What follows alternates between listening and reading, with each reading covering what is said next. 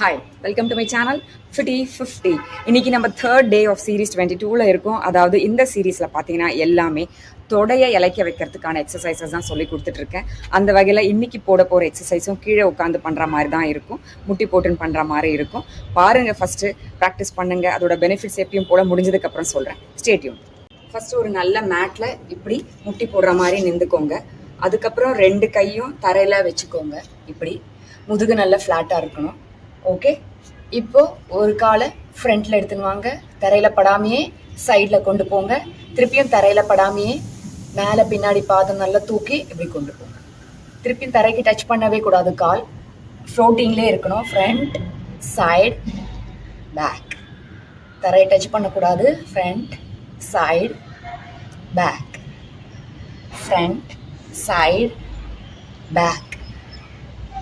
Front கொஞ்சம் தான் போகும், சைடு ஃபுல்லாக தரைக்கு பேரலாக போகும்.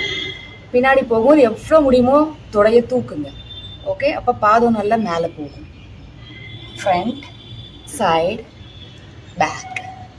Front, side, back. ஓகே, இதே தான் இந்த காலுக்கும் பண்ண போகிறோம். Front, side, back. தரையை டச் பண்ணக்கூடாது. இப்படி ஃப்ளோட்டிங்கில் தான் இருக்கணும். கால் மேலே உயர்த்துற மாதிரி தான் இருக்கணும். Front, side, back. Front, side, back. Front, side, back. Front, side, back. Front, side, back. அவ்வளோதான், முடிச்சாச்சு. பெனிஃபிட்ஸ் என்னென்னு கேட்டிங்கன்னா, கால் தைஸை தான் நம்ம டார்கெட் பண்ணுறோம். தொடையை சுற்றி இருக்கிற கொழுப்பை குறைக்க போகிறோம். அதனால் நேத்திக்கு 2 நாள் பண்ண எக்ஸசைஸ்லாம் பார்த்தீங்கன்னா உள்ளந்தொடைக்கானது, மேல் தொடைக்கானது. இப்போ பண்ணும்போது எல்லா டிகிரிஸ்லேருந்தும் இந்த எக்ஸசைஸில் பார்த்தீங்கன்னா காலை முன்னாடி பண்ணுறோம், சைடில் பண்ணுறோம், பின்னாடியும் கொண்டு வரோம் இல்லையா.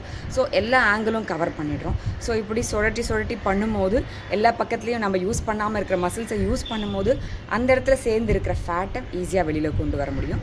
உங்களால் எவ்வளோ டைம் இருக்குது, எவ்வளோ பண்ண முடியுன்றதை பொறுத்து மல்டிபிள் டைம்ஸ் பண்ணுங்கள். எடுத்த உடனே நிறைய தடவை பண்ணாதீங்க. கால் ஸ்டிஃப் ஆகிடும், அப்புறம் பெயின் இருக்கும் ஒரு 4-5 நாளைக்கு. நான் ஏற்கனவே சொன்ன மாதிரி ஒவ்வொரு தடவையும் இந்த மாதிரி எக்ஸசைஸ் காலுக்கு பண்ணும்போது ஒரு வார்ம் அப் லைட்டாக சில எக்ஸசைசஸ் எல்லாம் சிம்பிளாக பண்ணிவிட்டு அதுக்கப்புறம் இதை பண்ணுங்கள். இது முடிச்சதுக்கப்புறமும் டைட்டாக இல்லாமல் இருக்கணும்னா கொஞ்சம் ஸ்ட்ரெச்சஸ் சிம்பிளாக காலை நல்லா மடித்து இப்படி கொஞ்சம் நேரம் வச்சுருந்துங்க. இல்லை ஃப்ரண்ட்டில் காலை நல்லா இப்படி பண்ணிவிட்டு விடுங்க. இதெல்லாம் பண்ணி முடிச்சா உங்களுக்கு பெயின் இல்லாமல் இருக்கும். ஸோ தட் உங்களுக்கு எக்ஸசைஸ் நடுவில் பிரேக் இல்லாமல் இருக்கும். ஸோ தைஸை ஸ்லிம் பண்ணணும்னு நினைக்கிறவங்க இந்த சீரீஸில் நான் சொல்லிக் கொடுக்குற எல்லா எக்ஸசைஸையும் வாரம் பண்ணிகிட்டே வாங்க. கட்டாயம் 1 மாதத்தில் உங்களுக்கு ரிசல்ட்ஸ் வரும். நாளைக்கு புது மூவோடு உங்களெல்லாம் வந்து பார்க்குறேன். அது வரைக்கும் stay tune to my channel fifty 50. Bye.